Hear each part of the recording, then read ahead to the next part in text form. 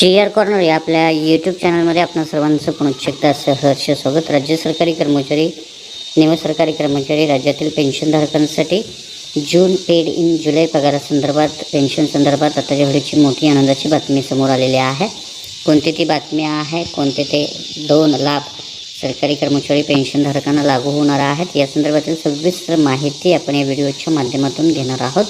तत्पूर्वी आपण चॅनलवर नवीन असाल तर चॅनलला जरूर सबस्क्राईब करा, जेणेकरून आपल्याला नवनवीन घडामोडी, महत्त्वपूर्ण शासन निर्णय, महत्त्वपूर्ण घडामोडी आपल्याला आपल्या यूट्यूब चॅनलवरती सर्वात अगोदर पाहायला मिळतील। जसे की आपण स्क्रीनवर पाहताय, महाराष्ट्र शासनाचा दिनांक 22 जून 2026 रोजीचा महत्त्वपूर्ण शासन निर्णय। बऱ्याच कर्मचारी पेन्शनधारकांच्या जून पगार पेन्शन संदर्भात आपल्या यूट्यूब चॅनलला कमेंट्स प्राप्त होत होत्या आणि या संदर्भातला विनियोजन अधिनियम 2026 सन 2026-27 अनुदान वितरण करण्यासंदर्भातला हा अतिशय महत्त्वपूर्ण असा शासन निर्णय आहे। यामध्ये असं म्हटलेलं आहे की वित्त विभागाकडून अर्थसंकल्पीय वितरण प्रणालीवर भीम्स प्राप्त झालेल्या अनुदानाचा निधी नियंत्रक अधिकाऱ्यांना वितरित करण्याची बाब शासनाच्या विचाराधीन होती आणि या अनुषंगानं सन 2026-27 या आर्थिक वर्षातील शालेय शिक्षण व क्रीडा विभागासाठी अर्थसंकल्पित झालेला व वित्त विभागाकडून भीम्स प्रणालीवर प्राप्त झालेला निधी नियंत्रक अधिकाऱ्यांच्या अधीनस्थ ठेवण्यासाठी मान्यता देण्यात आलेली आहे।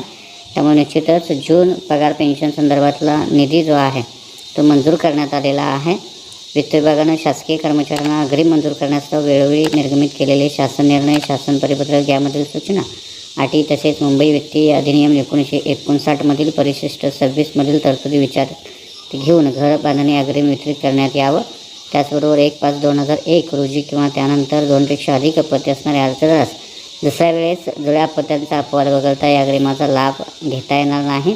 ज्या उद्देशासाठी निधी अनुदान मंजूर आहे त्या व्यतिरिक्त इतर उद्देशासाठी खर्च करता येणार नाही, तसेच इतर लेखाशीर्षाकडे वळती करता येणार नाही। त्याचबरोबर ह्या वेगवेगळ्या सूचना ज्या आहेत त्या सूचना देण्यात आलेल्या आहेत। पदनिर्मितीच्या अनुषंगानं वेतनावरील निधी वाटपाच्या वेळी या संदर्भातली मान्यता जी आहे ती घेण्यात यावी आणि या सगळ्या सूचनांच्या अनुषंगानं हा महत्त्वपूर्ण असा शासन निर्णय निर्गमित झालेला आहे। अशाच पद्धतीचा अतिशय महत्त्वपूर्ण एक परिपत्रकसुद्धा निर्गमित झालेला आहे।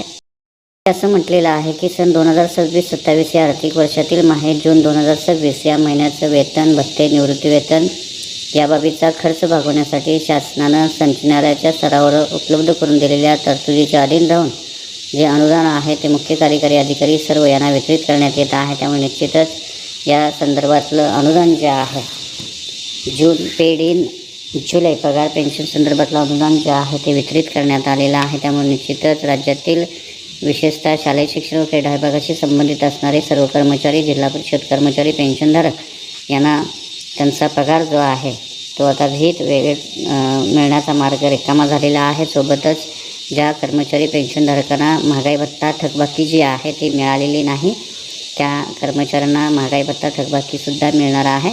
4 महिन्याची महागाई भत्ता प्रलंबित थकबाकी जी होती 58% प्रमाणे ती थकबाकी जी आहे ती कर्मचारी पेन्शनधारकांना ज्यांना मिळालेलं नाही त्यांना मिळणार आहे। त्यामुळे निश्चितच ही महत्त्वपूर्ण बातमी आहे असं आपल्याला म्हणता येईल। तर हा होता अतिशय महत्त्वपूर्ण शासन निर्णय। अशाच महत्त्वपूर्ण शासन निर्णयासाठी रोजच्या महत्त्वपूर्ण अपडेटसाठी चॅनलला सबस्क्राईब करा, व्हिडिओला लाईक करा, शेअर करा। धन्यवाद।